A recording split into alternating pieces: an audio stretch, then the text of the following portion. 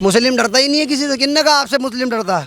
मुस्लिम अल्लाह के अलावा किसी से नहीं डरता है। वैसे साहब तो खुल्ला कहते हैं मुसलमान किसी से नहीं डरता। हिंदुस्तान में बहुत सारी जगह है, क्यों वहाँ पे क्यों नहीं बनाया गया? क्या वहीं पे था राम मंदिर के लिए जगह क्या जो उन्होंने बना लिया? योगी के पास ना बीवी है ना बच्चा है, ना मोदी के पास बीवी बच्चा है। वो दूसरे की फिक्र क्या करेगा? वो अपनी फिक्र तो कर ले पहले। बाबरी मस्जिद उन्होंने तोड़ दिया, यहाँ ज्ञानवापी पे वो दावा ठोक रहा है।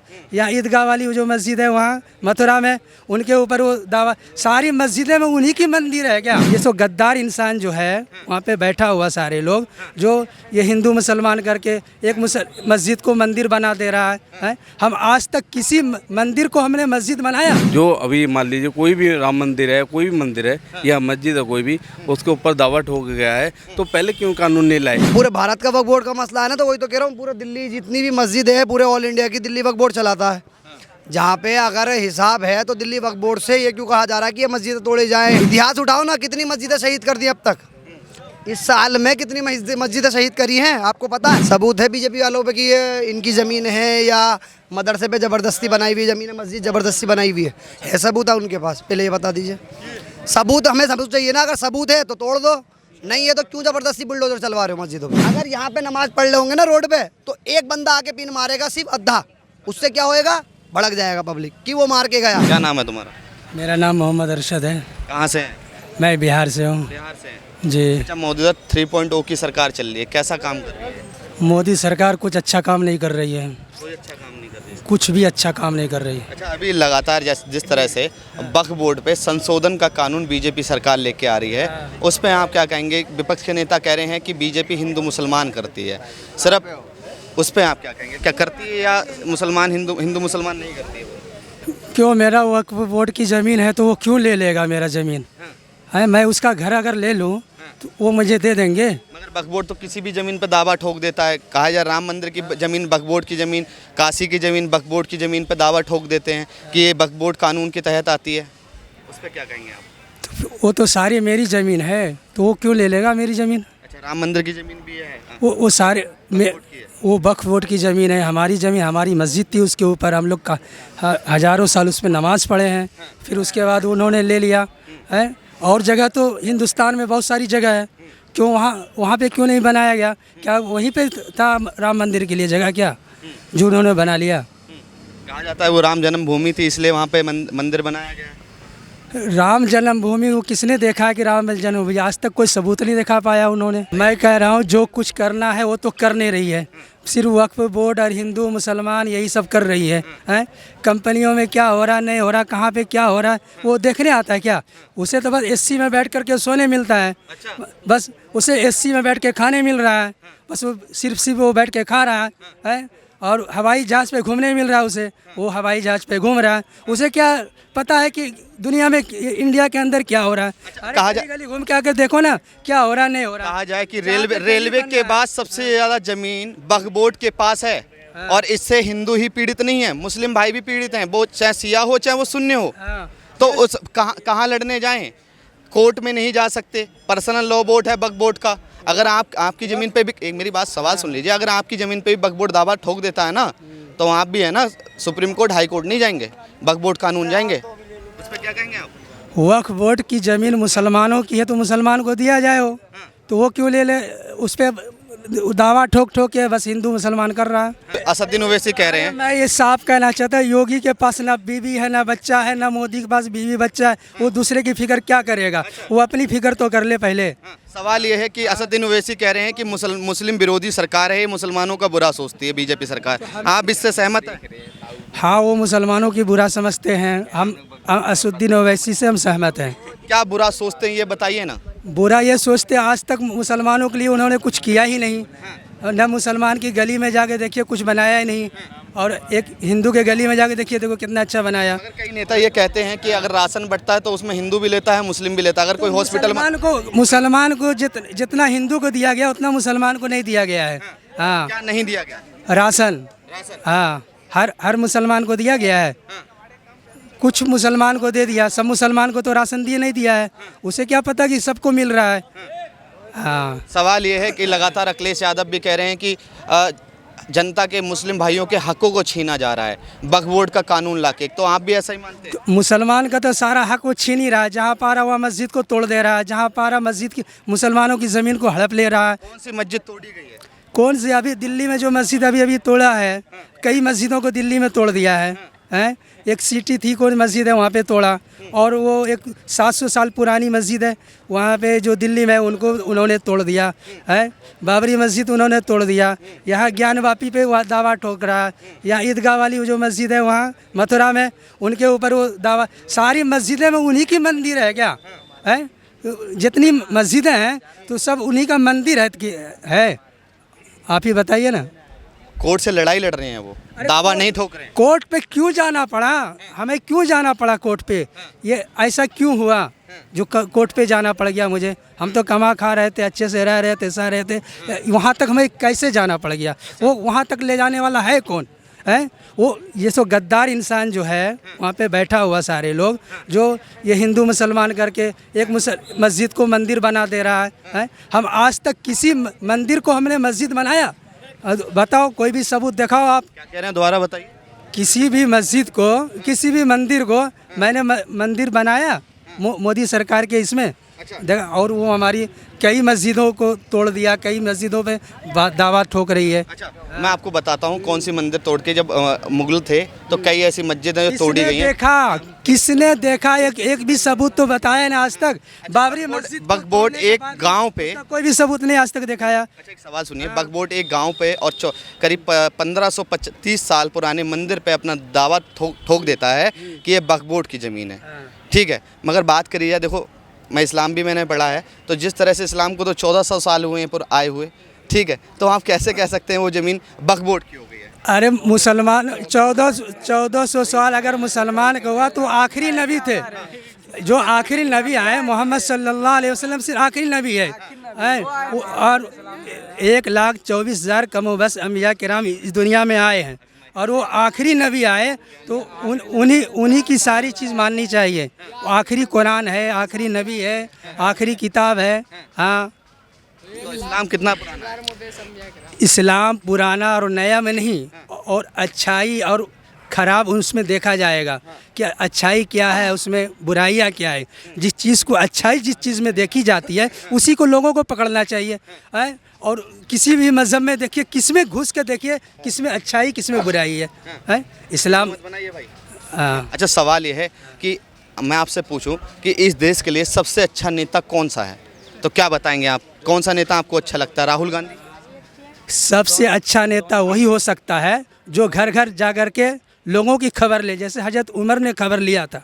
हाँ, कि लोगों की खबर रातों में घूम घूम के खबर लेते थे, वही सबसे अच्छा नेता हो सकता है। वो जाके एसी में सो जाए और वो जाकर के हवाई जहाज पे घूमने लगे, वो अच्छा नेता नहीं हो सकता। सवाल ये है कि अगर वक्फ बोर्ड में संशोधन होगा तो उसमें 2 महिला भी बैठेंगी, कुछ हिंदू पक्ष के एक दो लोग बैठेंगे और मुस्लिम पक्ष के लोग भी बैठेंगे, तब जाके फैसला होगा ज़मीन का। अगर किसी भी ज़मीन पर दावा ठोकता है तो उसमें ठीक है, और उसमें मुस्लिम महिला बैठेंगी, तो उस पर आप क्या कहेंगे? मैं यही कहूँगा कि आम आदमी को वहाँ ले जाए, और वो जो थोड़ा बहुत पढ़ लिया और लिख लिया, अपने आप को समझने लगे कि मैं बहुत पढ़ लिखा, मैं टीवी पे बात करता हूँ, वो नहीं। जो आम आदमी को ले जाए वहाँ जाके फैसला करवाए। और वो नेता किसी का आज तक हुआ है? सारे नेता तो चोर है, एक भी नेता सही है जिसको भी। राहुल गांधी का भी तो वो भी चोरी किया होगा, बाकी जितने नेता के बारे में। अखिलेश यादव भी चोरी किया होगा। हाँ, नरेंद्र मोदी, उन्होंने भी चोरी किया होगा, तभी तो इतना बड़ा आदमी हो गया। ऐसे कि चाय बेचते बेचते इतना बड़ा आदमी हो गए। मगर वो तो संघ के हैं। बिना चोरी का कोई आगे नहीं बढ़ता है। कंपनियों के अंदर जितने ठेकेदार हैं सब चोर हैं, वो बिना चोरी का कोई आगे बढ़ा ही नहीं आज तक। क्या नाम है बड़े भाई, आप क्या कहेंगे वक्फ बोर्ड पे? क्या कहेंगे जो संशोधन कानून आ रहा है उस पर आपकी क्या राय है? वक्फ बोर्ड तो काफ़ी पुराना है, ये तो काफ़ी पुराने कानून बने हो।